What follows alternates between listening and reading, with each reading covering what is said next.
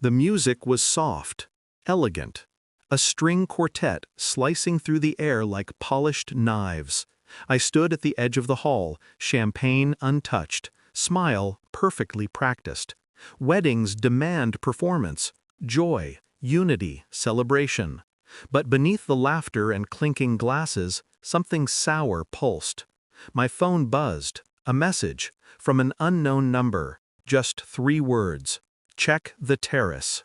No explanation, no emotion, just direction, sharp and surgical. My heartbeat didn't spike, my breath didn't hitch, not at first. I walked slowly, controlled, weaving through silk-draped tables and polite laughter. The terrace doors glimmered ahead, glass reflecting chandeliers and lies. Then I saw them. Her hands tangled in his hair, his fingers gripping her waist. Breathless whispers. A kiss that wasn't clumsy or accidental. Not shock, not hesitation, habit. My wife, my brother-in-law, at my sister's wedding. I didn't move, didn't speak, didn't storm or shatter. I just watched, absorbing every detail with surgical precision.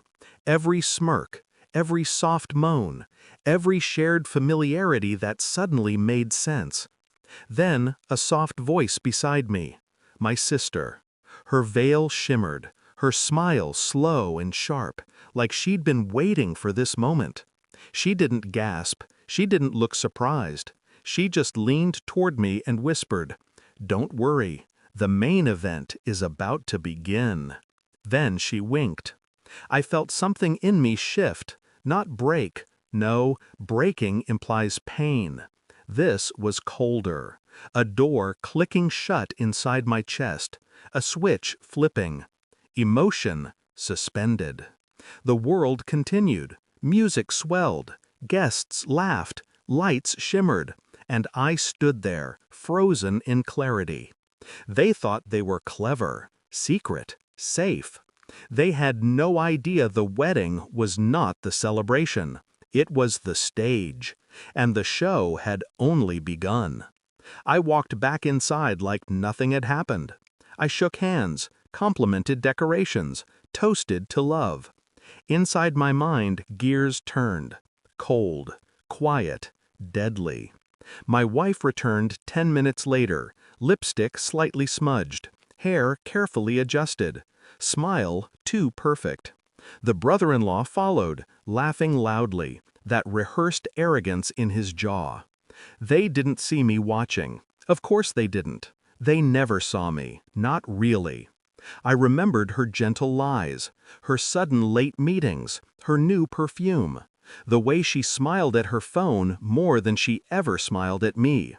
I remembered his smug jokes, his casual shoulder touches toward her, his brotherly hugs that lingered half a second too long. And the biggest sign, their comfort around each other. Comfort doesn't lie.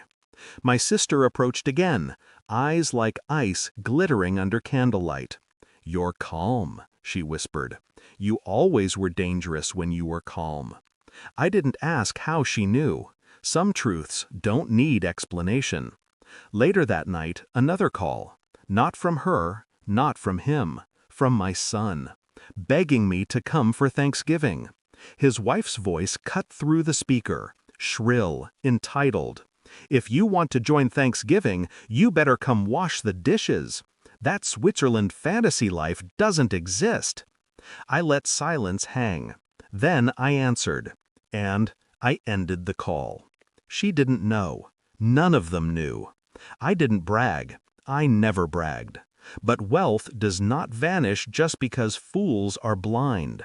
And fools always choke on their own arrogance. I didn't lash out.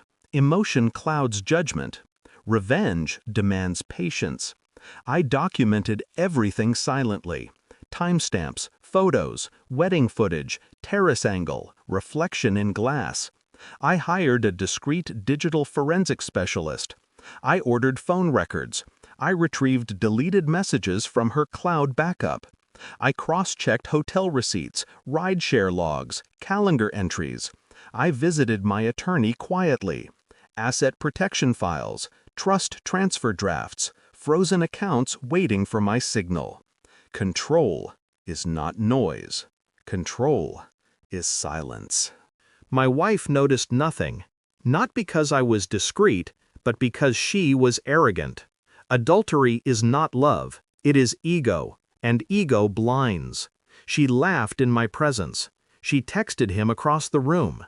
She kissed me goodnight like a practiced actress. I kept my breathing steady. I didn't flinch when she touched me. I didn't pull away. The calm before execution is always mistaken for peace. Meanwhile, my daughter-in-law kept sending petty messages, reminders to stay humble, digs about my imaginary wealth, photos of her new bags she thought I paid for.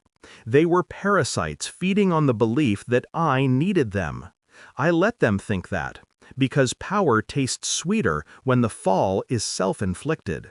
And they were already climbing the ladder I had coated in oil. The evidence arrived on a Thursday morning. Screenshots, videos, bank statements, hotel reservations, voice messages they thought were deleted. Everything. Truth, neatly packaged, bow on top. I placed the stack on the dining table that evening.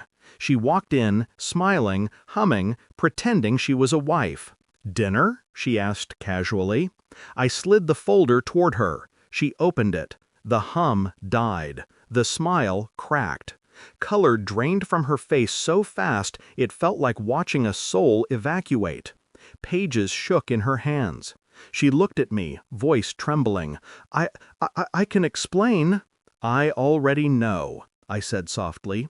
No shouting, no tears, just truth, cold and absolute. Her body folded into the chair like someone had cut her strings.